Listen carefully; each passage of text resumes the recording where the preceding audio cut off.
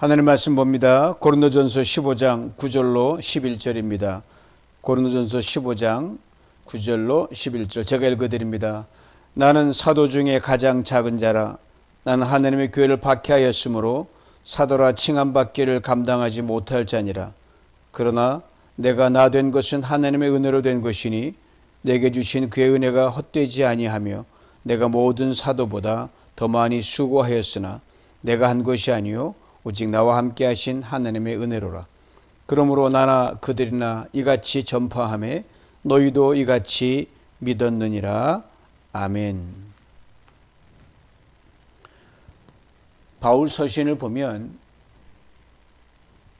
그 흐르는 그 맥락이 본인이 직접 겪고 은혜 받았던 간증을 토해내는 부분이 구조구조 상당히 많습니다. 오늘도 바로 본문이 바울의 간증격 자기 고백록에 해당합니다. 이걸 바울이 예수 그리스도의 부활과 복음 사이에 넣어서 자기가 직접 고린도교 성도들을 위로하고 권면하고 이 복음을 써서 부활 증인으로 가라. 이걸 바울이 자기를 샘플로 들어서 이야기를 하고 있습니다. 복음 좋은 소식이죠. 복된 소식, 그냥 좋은 게 아니라 최고의 좋은 소식입니다. 두 가지로 합치게 됩니다. 먼저는 죄인인 우리를 위하여 예수 그리스도가 십자가 달려 죽으셨다는 것, 즉 죄의 사함입니다. 내 죄는 스스로 내가 사함 받을 수 없기 때문에 인간의 법정에서도 내 죄를 내가 사할 수 없거든요. 다음은 십자가 죽으신 예수 그리스도께서 3일 만에 완전히 죽음에서 깨어나셔서 부활하셨다는 사실입니다. 죽음으로 끝난 것이 아니라 이후 영원히 이어지는 영원한 생명으로 간다는 영생의 복을 받았습니다. 그래서 죄에 죽고 영원히 사는 인생이 되었다. 이게 복음이죠. 최고의 굿뉴스입니다. 요약하면 복음은 예수 그리스도의 십자가와 부활입니다. 근데 예수 그리스도의 십자가와 부활로 압축되는 복음이 그냥 하늘에서 뚝 떨어진 게 아니라 우연의 산물이 아니라 분명한 증거 속에서 오랜 시간의 경과를 두고 하나님의 경륜 속에 이루어진 크고 놀라운 사건이다 이 말입니다. 그 두 가지 분명한 증거가 바로 뭐냐면 먼저는 성경이에요. 성경대로 성경에 따르면 즉 이 성경 하나님의 약속의 말씀이 성경이니까 하나님의 경륜에 따라 하나님의 플랜 따라 움직였다는 걸 말하거든요. 이것이 단지 2000년 전의 사건이 아니라 하나님이 스스로 하나님의 타임 테이블, 영원의 시간대부터 하나님이 계획하고 꿈꾸었던 그 플랜입니다. 그래서 오늘 우리의 시간까지, 영원까지 하나님의 섭리 틀에서 우리가 죄를 짓고 범죄하고 에덴 쫓겨나고 수많은 인류의 이 뼈아픈 역사를 다 아시고 그 끝에서 다시 돌이키시는 십자가를 예배해 놓으셨죠. 하나님은 모든 걸 다 아시고 주관하시기 때문입니다. 이걸 다 설명이 안 되지만 읽으면 읽을수록 이 큰 하나님의 틀이 보여지죠. 다음은 십자가 부활을 직접 보고 듣고 경험한 증인들에 의해서 이 십자가 부활이 증거되고 사실로 확인이 되죠. 바울이 증인들을 압축해서 나열합니다. 다 들으면 책 전체 써도 모자르죠. 게바, 12제자, 500의 형제, 야고보, 모든 사도, 그리고 바울. 마지막에 바울이라고 했어요. 이게 중요합니다, 여러분.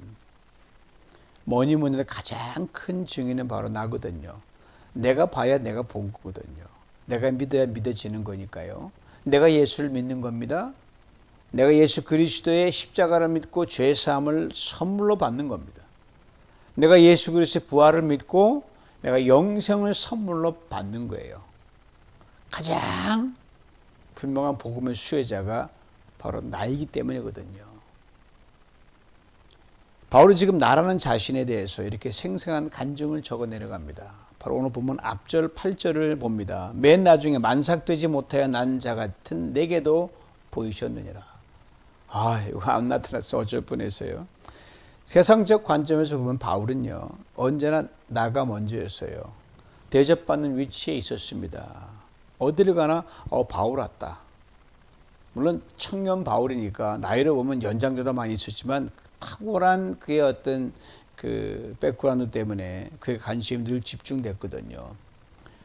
바울의 화려한 스펙을 보면 충분히 짐작합니다. 빌립보서 3장에 바울이 할레파 유대인들이 하도 자기들이 잘났다 그런 걸 보고 바울이 기도 안 차서 그러냐? 한번 던진 자기의 스펙이 이렇게 되어 있습니다.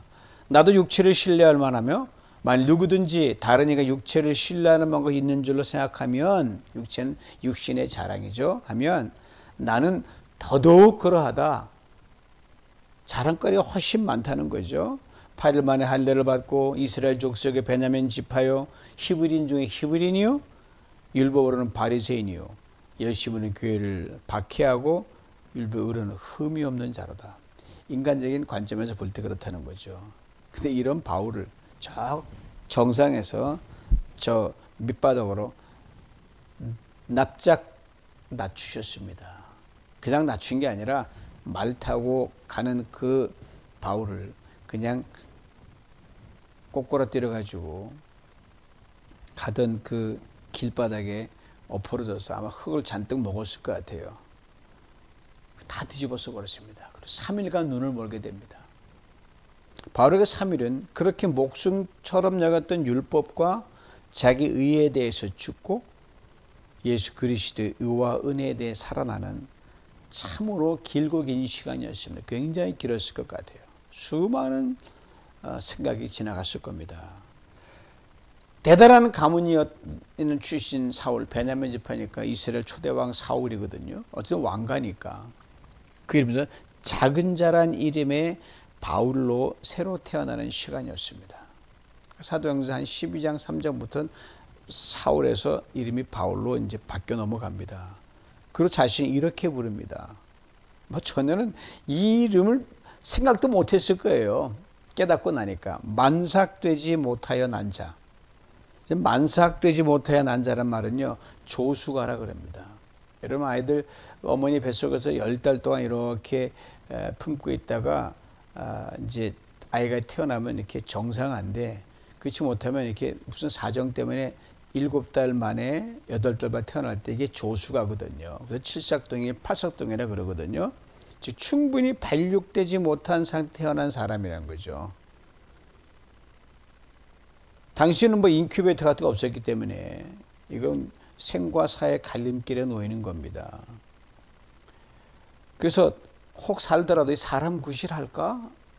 이게 이제 그 조수가에 대한 사람 가면 갖고 있는 생각이었거든요.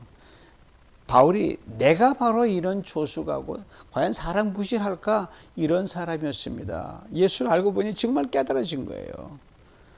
이런 바울을 예수님이 찾아오셨습니다. 바울 입장에서는 조수가 그냥 내버려 죽는 거예요. 죽을 수밖에 없고 자격 없는 자신을 일방적으로 찾아오시 부르시고 택하신 겁니다. 그러니까 만삭되지 못한 자라고 하는 바울의 그 표현에서는요. 바울이 뭘 말하고자 했냐면요. 먼저는 그때 예수님께서 나를 찾아오지 않았으면 나는 어떻게 됐을까. 굉장히 심각한 고민입니다. 여러분이. 그러니까 뭐야. 아찔했다는 거죠. 큰일 날 뻔했다. 이어 다루겠지만 하나님의 강권적인 은혜였다는 것을 내포하는 말입니다. 다음은 예수에 대한 경험적인 측면에서 볼 때 자신은 다른 사도들, 특별히 12제자들에 비해서는 명함도 못 내민다는 말이에요. 다시 말하면 예수에 대해서 바울이 사실 할 얘기가 없거든요. 뭐 봤어야죠. 경험했어야죠. 예수는 3년을 열을 함께 동고동락했던 제자들은요. 예수에 할 일이 많아요. 추억이 굉장히 많아요. 뭐 기적에 관한 사건은 뭐 미루 말할 것도 없고 소소한 일상적인 것가 다 추억입니다. 내가 그분과 함께 했더라. 그러면 벌써 사람들이 이 귀가 딱 쏠리는 거예요. 바울은 그 경험이 없으니까 참 사람을 설득하기 힘들었을 거예요. 근데 바울은 예수 믿는 사람들을 잡으러 다메섹으로 가는 게 딱 한 번 만난 게 다예요. 그러니 충분히 사도로서 제자로서 훈련 받지도 못했고 그때 뭐 택함도 못 받았으니까 그냥 미숙하게 그냥 표현이 미숙하지만 근처도 못 간다 이 말이죠. 그래서 바울이 맨 나중이라고 토를 답니다. 꼴찌란 말이죠. 꼴찌. 바울 사도는 꼴찌가 없었는데 알고 보니 정말 꼴찌거든요. 바로 이런 점에서 훗날 바울이 굉장히 많이 어려움을 겪습니다. 너 제자들처럼 경험도 없고 예수만 한 경험 없는데 무슨 네가 사도냐라고 사도권에 대한 엄청난 도전을 받았거든요. 바울의 복음이 예수 믿은 그 성도들도 미혹당해가지고 그런가 보네 넘어가고 막 그랬거든요. 그렇지만 가장 큰 경험인 부활하신 예수 그리스도를 만난 그 경험 최고거든요. 그것도 예수님이 나를 직접 찾아왔다. 이런 드라마틱한 그 경험을 바울은 사도행전 자기 변증적으로 3번이나 긴 지면을 할애하면서 조금씩 표현을 달려가면서 3번이나 거듭거듭 분명하게 증거합니다. 내가 제자들만 많지만 난 3번 이런 경험하면서 나와봐. 예수가 나를 사도로 불렀고 택했다. 이렇게 바울이 자기 고백적으로 변증을 합니다. 그렇습니다. 바울은 다른 사도들의 미숙하고 형편없어도 그래서 맨 나중 즉 꼴찌로 사도로 부름을 받고 선택받았지만 그건 예수 그리스도의 강권적인 은혜의 부르심과 택정하심이었다고 바울은 겸손히 자신을 고백합니다. 참 이러면서 여러분은 꼴찌면 어떻고 1등이 뭐 하나님의 은혜 안에 있으면요 다 좋은 거예요. 바울의 자기 고백이 당시 고린도 교회 성도들이 던지는 메시지는 무엇이었을까요? 분명 이것이었을 거예요. 고린도 교회 성도님들이요 미숙한 나 바울을 부르신 하나님이 여러분도 부르셨습니다. 맨 꼴찌로 나를 부르신 하나님이 여러분도 부르셨습니다. 실수 많고 아무것도 아니면서 뭔가 된 것처럼 까불고 교만했던 나 바울을 부르신 하나님이 여러분도 부르셨습니다. 바울이 이 정도로 납작 엎드리면 바울의 범죄품은 없으니까 알아서 겨라 이 말이에요. 사실 여기에 대한 바울의 의도는 분명했습니다. 그럼 여러분 다투지 마십시오. 음행을 피하십시오. 덕스럽지 못한 말과 행동은 삼가하십시오. 화목하십시오. 교회 덕을 세우고 지체들을 섬기는 데 은사를 멋지게 활용하십시오. 이거예요.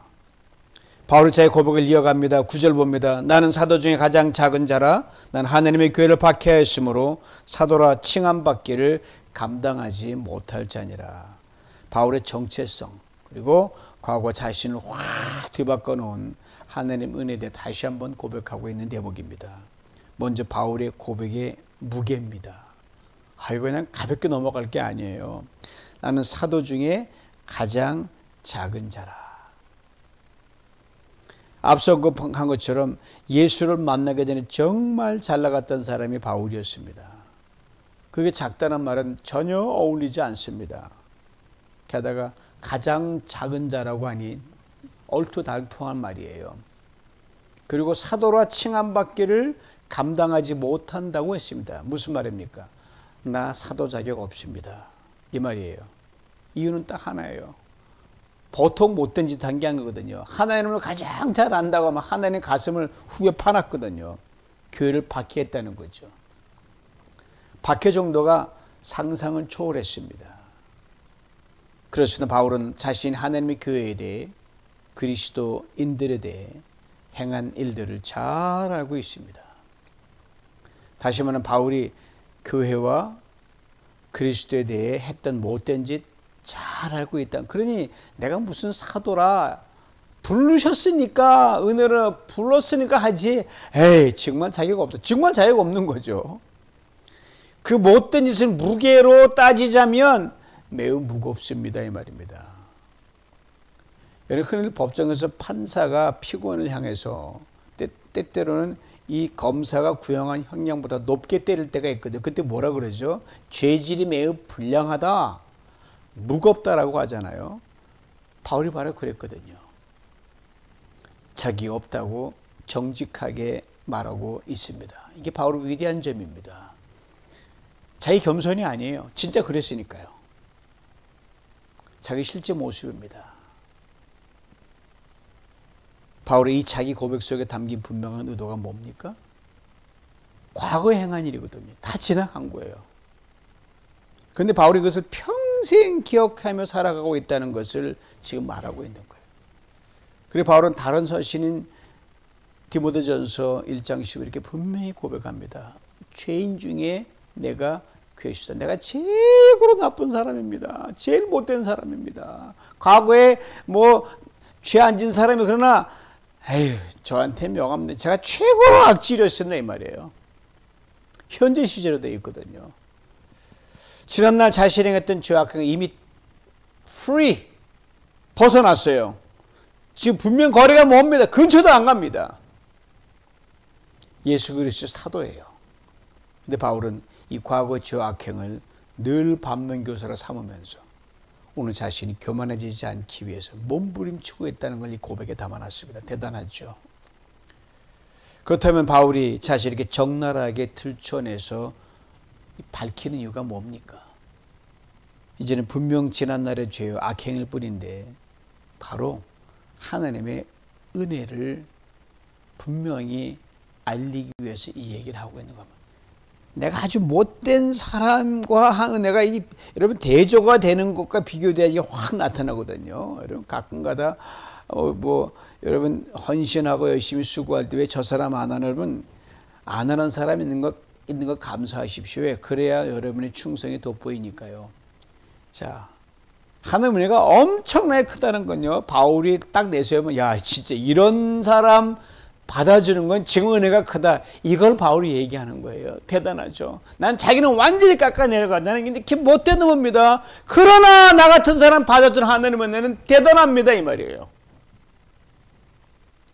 그리고 이어지는 10절 한 절 말씀 속에 은혜를 거듭거듭 말씀합니다. 뉘앙스는 달라요. 설명하지만 즉 하나님 은혜가 아니었더라면 나 바울 결코 존재할 수 없습니다. 이걸 말하고자 함입니다. 이런 말이죠. 고린도교회 성도님들이요. 나 바울을 보세요. 내가 바로 하나님의 은혜가 미치지 못할 사람은 아무도 없다는 강력한 증거입니다. 이렇게 달리 말할 수 있죠. 고린도교회 성도들이요. 우리의 과거에 추하고 더럽고 못나고 죄된 모습은 하나님의 은혜가 역사하실 공간입니다. 고로 여러분 망가지고 때로 나보면 나 같은 사람 하나님 은혜 주시면 여러분이 은혜 준다 이 말이에요. 그러므로 지금 여러분의 분쟁과 다툼과 혼돈은 지금 속사와 내 속을 박박 긁어놓지만 하나님의 은혜가 다시 들어가서 여러분 공동체 안에서 강하게 역사하실 그 사인입니다. 대단한 탁월하게 해석을 하는 거예요. 이 10절 말씀 봅니다. 그러나 내가 나된 것은 하나님의 은혜로 된 것이니 내게 주신 그 은혜가 헛되지 아니하며 내가 모든 사도보다 더 많이 수고하였으나 내가 한 것이 아니요 오직 나와 함께 하신 하나님의 은혜로다. 세 가지 은혜를 일깨우십니다. 첫째가 내가 나된 것은 하나님의 은혜입니다. 많이 들어보셨죠? 나의 나된 거 하나님의 은혜라. 정말 그렇게 믿습니까? 내가 누군지, 즉 나의 정체성의 근원이 하나님의 은혜에 있다는 사실입니다. 이것만 분명히 알아도 여러분 잘 믿을 수 있어요. 은혜가 뭡니까 여러분? 자격 없는 자에게 거저 주어지는 하나님의 선물입니다. 구원이 바로 그거죠. 박해져 있던 바울 자신을 부활하신 예수께서 친히 찾아와서 누가 그런 못된 놈 찾아가겠습니까? 예수 믿는다고 다 도망갔던 그런 바울인데 찾아가셔서 그의 죄와 악행을 깨닫게 하시고 건져내시고 구원하신 그 은혜거든요. 그러면 바울을 구원하신 하나님이면 세상에 구원받지 못한 악한 사람은 없다고 바울이 여기에 담고 있는 거예요. 이에 대비해서 2장 8절 9절 이렇게 설명합니다. 너희는 그 은혜에 의하여 믿음으로 말미암아 구원을 받았으니 이것이 너에게서 난 것이 아니요 하나님의 선물이라. 행위에서 난 것이 아니니 이는 누구든지 자랑하지 못하게 함이라. 바울은 요 알기 전에 자랑 많이 했는데 하고 하니 그 자랑도 정말 한심한 자랑이었거든요. 그렇습니다. 여러분과 예수 믿고 구원받은 것은요 하나님의 전적인 은혜입니다. 우리 행위로는 그 은혜를 받을 자격 없습니다. 몸부림쳐도 여전히 질퍽대도 여러분 모자란 투성이에요. 잘한다고 했지만 역시 모자란 투성이니까 뭐 내밀 수가 없는 거예요. 그저 오직 우리를 일방적으로 은혜로 부르시고 택하셔서 하나님의 자녀로 삼아주셨다는 이 사실은 은혜죠. 이것만 깊이 생각하도 여러분 자다가도 벌떡 일어나지 않습니까? 속상해도 다 사라질 수 있는 거예요. 이 은혜가 아니었다면, 즉 부활하신 예수 그리스도 바울을 찾아와 만나지 않았다면 어떻게 됐을까? 어떻게 됐을 것 같습니까? 바울 결코 구원받지 못했을 것이고 박해자로 영원히 오간한 시대의 교회사에 길이 남았을 겁니다.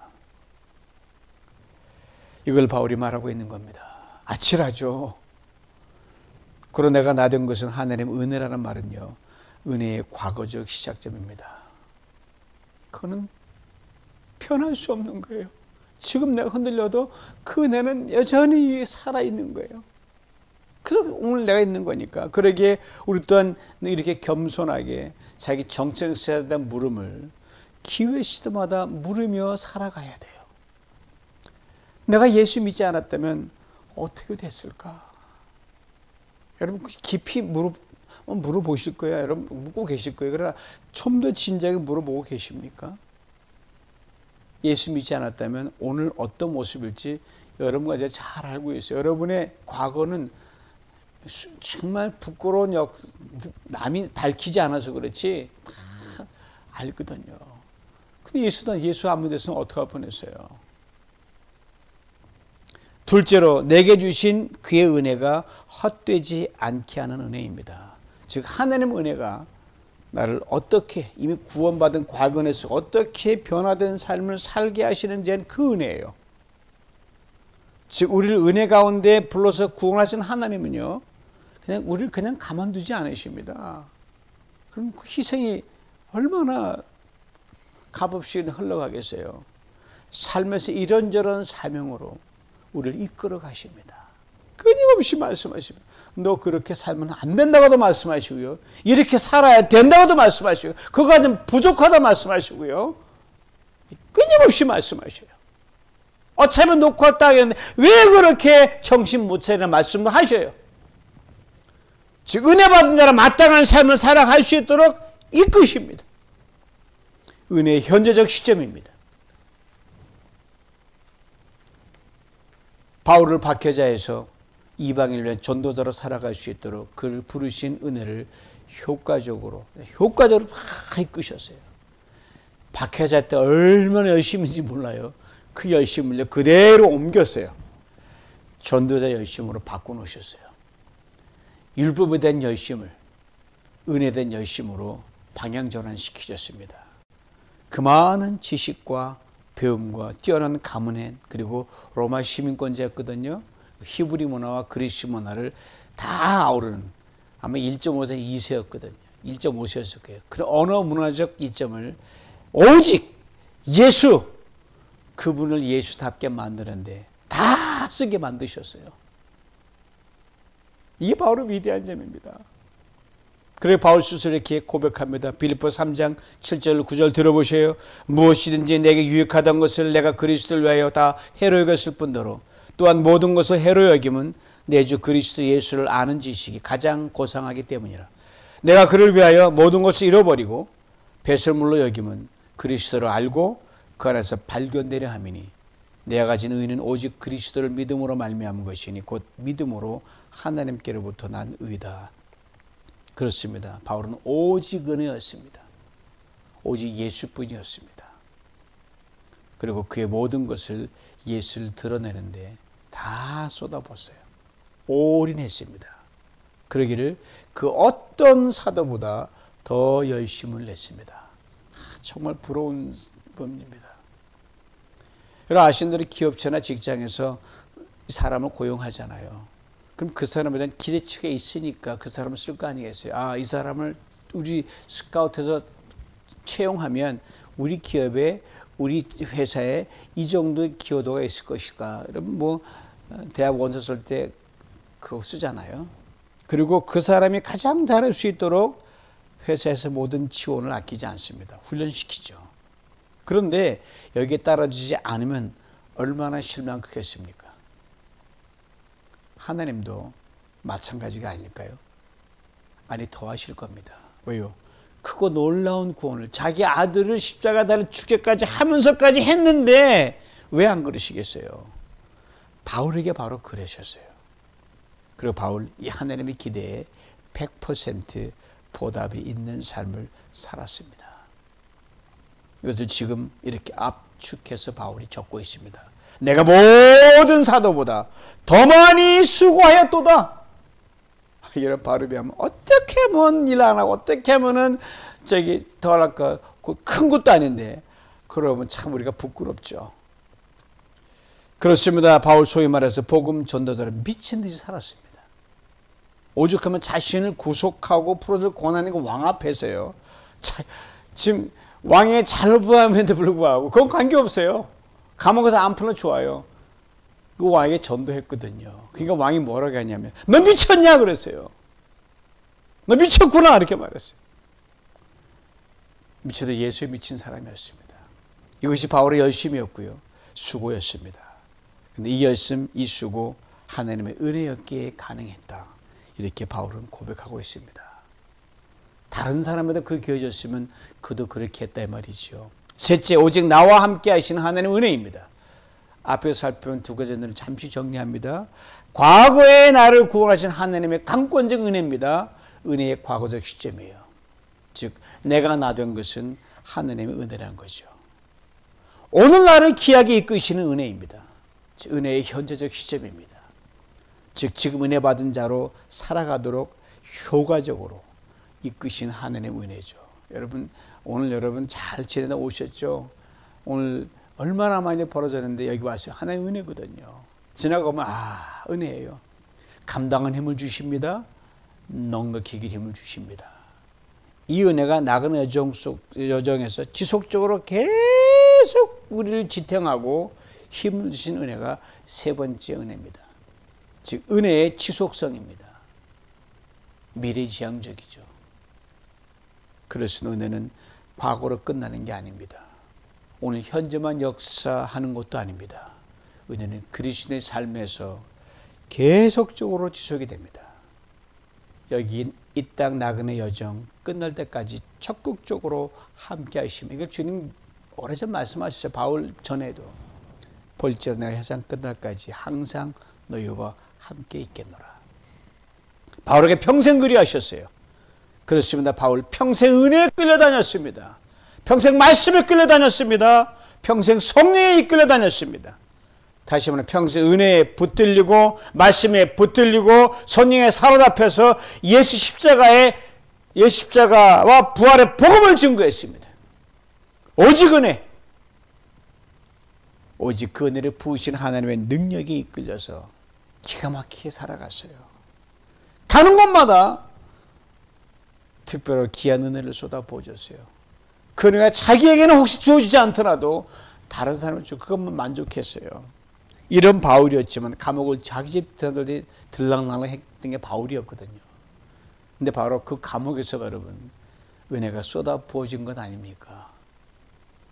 자유롭게 전도자로 활보가 다닐 때보다 아무것도 아주 캄캄한 감옥 속에서 바울은 놀라운 하나님의 은혜를 폭포수처럼 경험했습니다. 그때 쓴 편지글들이 바로 옥중 서신을 알진 빌립보서, 에베소, 빌레몬서, 골로새서입니다. 감옥에서 바울에게 은혜를 부어주심으로 기쁨으로 충만했습니다. 사랑으로 충만했습니다. 소망으로 충만했고 예수로 충만했습니다. 이 은혜로 충만한 바울이 남긴 옥중 서신을 통해서 오늘 우리가 예수 그리스도의 십자가를 알고 부활을 깊이 깨닫게 되는 거 아닙니까? 그 받은 충만한 은혜 속으로도 같이 들어갑니다. 이 바울이 이제 이렇게 말씀합니다. 오늘 본문 11절이에요. 그러므로 나나 그들이나 이같이 전파하며 너희도 이같이 믿었느니라. 나란 바울이고요. 그들이란 바울과 함께 또는 독자들 복음을 전하는 복음 전자들을 말합니다. 특별히 그들은 누구를 바울이 지목하고 있냐면요. 고린도 교회 분정을 언급하면서 바울이 예를 든 사도들 있죠. 그리고 이들과 합력하여 복음을 전했던 사람들을 여기 포함하고 있거든요. 베드로, 아볼로, 그리고 바울도 이렇게 얘기하면서 바울파, 게바파 막 파 나눠졌거든요. 바울이 이걸 염두에 두고 이걸 쓰는 겁니다. 그리고 아주 대사도답게 이렇게 말합니다. 나도 베드로도 아볼로도 다 예수 그리스도의 십자가와 부활을 전하는 사람들이다. 무슨 말이에요? 고로 예수로 하나 되고 은혜로 하나 되어야 된다는 걸 말하는 거죠. 무슨 바울파고 무슨 베드로파고 무슨 아볼로 심지어 그리스도파냐? 말이 안 된다는 거예요. 너희도 이같이 믿었느냐라고 했습니다. 이런 물음을 내포하고 있는 겁니다. 사랑하는 고린도교회 성도님들이여, 무엇보다 여러분들이 이들이 전한 복음을 듣고 믿었습니다. 은혜로 구원받았습니다. 그러면 그때 예수를 믿고 부활을 믿었으면 그 받은 그 놀라운 구원의 은혜가 오늘 여러분의 삶에 나타나고 있습니까? 이걸 묻고 있는 거예요. 이 무릎 이런 격려와 권면을 담고 있습니다. 여러분들이 전한 복음을 믿고 그 은혜와 믿음 속에 계속 머물고 있다면 지금 여러분들이 겪고 있는 문제가 있었겠습니까? 여러분들은 하나님의 은혜를 받은 분들입니다. 예수 그리스도의 십자가와 부활의 능력이 여러분의 삶에서 매일 지속되는 은혜로 충만하시길 바랍니다.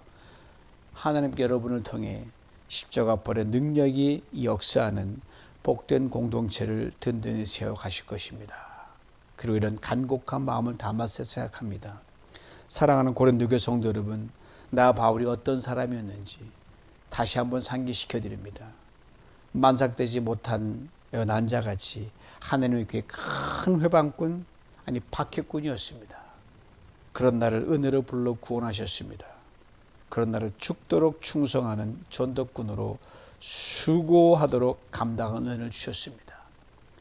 그런 나를 지금부터 나의 나그네 여정 다하기까지 오직 은혜로 함께 하실 겁니다. 이것이 내게 주신 은혜입니다. 여러분도 저와 형편과 처지가 다르지만 과거 은혜를 부르셨고 지금 은혜로 함께 하시며 앞으로도 은혜로 여러분들과 함께 하시오. 이 은혜가 열매 맺는 삶을 살아가시기 바랍니다. 이것이 여러분에게 주어진 하나님의 은혜입니다. 사랑하는 성도 여러분, 우리도 이 점에서는 동일하지 않습니까? 은혜를 구원받았습니다. 은혜로 오늘을 살아갑니다. 은혜로 내일 그리고 평생 살아갑니다. 그리고 우리 각자의 가장 크고 공통된 목적은 하나입니다. 이게 최고의 목적이에요. 우리 하나님의 은혜가 헛되이 되지 않도록 지금까지보다 열심히 수고하여 은혜의 열매를 맺는 길입니다. 그리고 열매를 나누고 간증하는 삶을 사는 길입니다. 남에게 짐이 되는 그리스도 돼서는 안 되는 겁니다. 이거 자격 없는 우리를 부르시고 택하여 구원을 선물로 주신 하나님이 우리에게 거는 기대입니다. 하나님 여러분과 저희 기대하는 게 많아요. 대단한 건 아니지만 좀 답게 살아라 이거예요. 그리고 내게 주신 은혜에 대한 보답과 간증이 있는 삶을 살고자 할 때 우리 주님 능히 감당할 힘과 능력을 반드시 부어주십니다. 길을 여십니다. 그러기에 바울을 통해 이렇게 말씀하십니다. 내가 능력 주시는 자 안에서 내가 모든 것을 할 수 있느니라. 이것이 내게 주신 은혜를 깊이 깨닫고 은혜가 헛되지 않도록 열매를 맺어 간증 있는 인생을 살아가시길 주님의 이름으로 축원합니다. 하나님 아버지 감사합니다. 예수 믿고 구원받은 그 놀라운 은혜 주신 은혜 참으로 감사합니다. 그 은혜 안에 똑바로 거하고 있는지 다시금 살펴보면서 아버지 하나님 주신 은혜 깊이 알고 은혜의 열매 맺는 삶으로 갈 수 있도록 성령의 충만함을 주셔서 시시하게 살지 아니하고 흔들리지 아니하고 우리로 인하여 아버지 하나님 구원이 증거되며 우리의 주님 기뻐하며 나눠 마음에 든다는 인정받는 우리 모두가 되게 하여 주시옵소서. 예수님의 이름으로 기도하옵나이다. 아멘.